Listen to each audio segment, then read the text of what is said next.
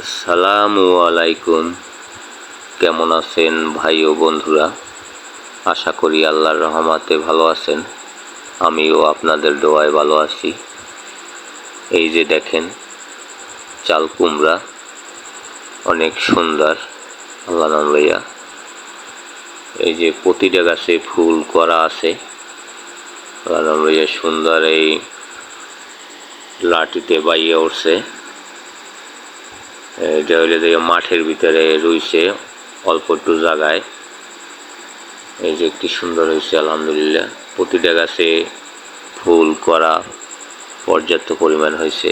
আল্লাহ নাম লইয়া ভাইটা খুব এর প্রতি যত্ন করে, সারাদিনই এই মাঠে কাজ করে, এই থাকে সবসময়ের জন্য। আসলে আমরা যদি যে কোনো গাছ রুই, পরিশ্রম করি, দেওয়ার মালিক আল্লাহ হবে।